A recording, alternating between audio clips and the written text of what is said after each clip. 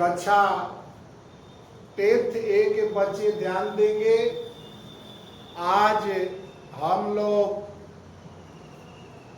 हिंदी क्षितिज में गद्य में पहला पाठ नेताजी का चश्मा, जिसके लेखक स्वयं प्रकाश जी हैं, पढ़ेंगे। तो आज मैं इस पाठ का संक्षिप्त में सारांश बताऊंगा। नेताजी का चश्मा, जो स्वयं प्रकाश के द्वारा लिखा गया है। तो इस कहानी में नेताजी का चश्मा के माध्यम से लेखक ने देश के करोड़ों गुमनाम नागरिकों के योगदान के बारे में बताया है। इस देश के निर्माण में अपने अपने तरीके से, छोटे हो या बड़ा हो, देशभक्त का योगदान देता है। उन छोटे देशभक्तों में बच्चे भी शामिल हैं। जो प्रस्तुत कहानी नेताजी का चश्मा है, वह नेताजी का चश्मा कहानी एक छोटे से कस्बे की कहानी है। इसी कस्बे की नगर पालिका के किसी उत्साही प्रशासनिक अधिकारी ने कस्बे के मुख्य बाजार के मुख्य चौराहे पर सुभाष चंद्र बोस जी के एक संगमरमर की प्रतिमा लगवा दी, मूर्ति बनवाई। इस कहानी का कथानक जो है इसी प्रतिमा के इर्द गिर्द जो है घूमता है। इस प्रतिमा को बनाने का कार्य तमाम राजनैतिक एवं प्रशासनिक उहापोह के बाद कस्बे के एक हाई स्कूल के ड्राइंग मास्टर मोतीलाल जी को दिया गया, जिन्होंने 1 महीने में मूर्ति बनवाने का विश्वास दिलाया। और जब मूर्ति बनकर तैयार हुई तो लगने लगा कि यह मूर्तिकार का सफल प्रयास था। नेताजी की मूर्ति 2 फुट की थी और सुंदर थी। नेताजी सुंदर लग रहे थे, कुछ मासूम और कमसीन। उस सुभाष चंद्र बोस की मूर्ति को देखते ही दिल्ली चलो और तुम मुझे खून दो, मैं तुझे आजादी दूंगा, यह उनका बात याद आने लगता था। उस मूर्ति में बस एक ही चीज जो है हमेशा जो है खटकती रहती थी, नेताजी की आंखों का चश्मा। मूर्ति पर आंखों पर जो संगमरमर की मूर्ति बनी हुई थी, उस पर संगमरमर का चश्मा नहीं था। हलदार साहब कंपनी के काम से इसी कस्बे से गुजरते थे। जब वे पहली बार इस कस्बे से गुजरे और पान खाने के लिए रुके, तभी उन्होंने देखा कि मूर्ति पत्थर की बनी हुई है और उसमें चश्मा जो बना है वह वास्तविक है, रियल का चश्मा लगा है। हलदार साहब को कस्बे के नागरिकों की देशभक्ति की भावना का यह प्रयास बहुत अच्छा लगा, वरना देशभक्ति तो आजकल मजाक की चीज होती जा रही है।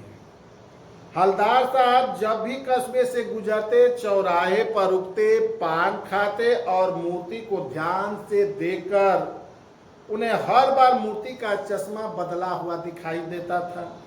कभी गोल फ्रेम वाला, कभी मोटे फ्रेम वाला, कभी चौकोर चश्मा वाला, आज कई तरह का फ्रेम का चश्मा बदला रहता था। जब हलदार साहब से न रह गया तो उन्होंने पान वाले से चश्मे के बदले का कारण पूछा। ये चश्मा नेताजी के मूर्ति पर बार बार क्यों बदल दिया जाता है? पान वाले ने अपनी बतीसी दिखाकर कहा कि कैप्टन चश्मे वाला चश्मा चेंज कर देता है।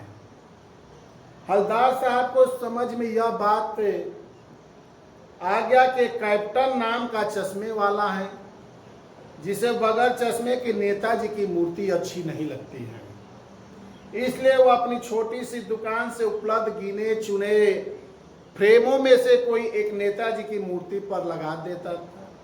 लेकिन जब कोई ग्राहक आता, वैसे ही चश्मे के फ्रेम को मांगता तो वह चश्मे वाला नेताजी की मूर्ति से उस फ्रेम को ग्राहक को दे देता था और उस मूर्ति पर दूसरे फ्रेम वाला चश्मा लगा देता था।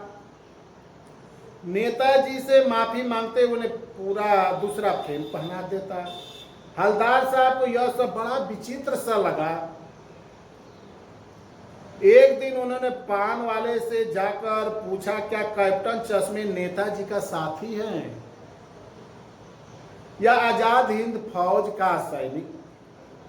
पान वाले ने व्यंग में बात कही, वो लंगड़ा क्या जाएगा फौज में, पागल हैं, वो देखे आ रहा है। हलदार साहब को पान वाले द्वारा एक देशभक्त का इस तरह का मजाक करने वाली बात जो है अच्छी नहीं लगी। उन्होंने देखा कि एक बूढ़ा मरियल सा लंगड़ा आदमी सिर पर गादी टोपी और आंखों पर काला चश्मा लगाए हुए,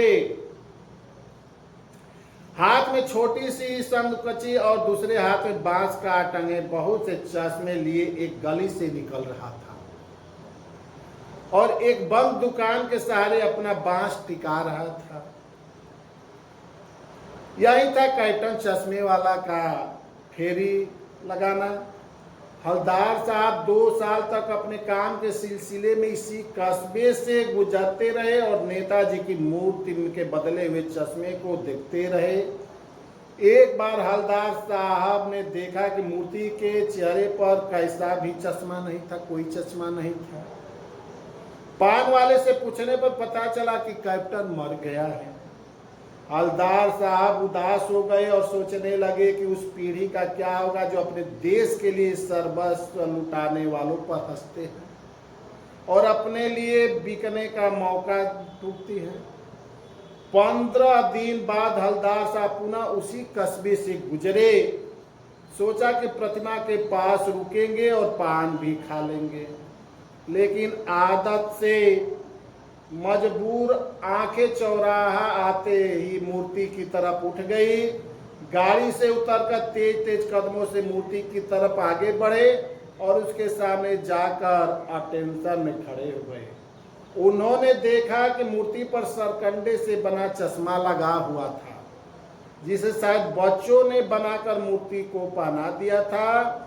इतनी सी बात पर उनकी आंखें जो हैं भर आई। यही इस कहानी का संक्षिप्त सारांश है कि इस देश के निर्माण में चाहे छोटा हो या बड़ा हो, सबका योगदान रहा है।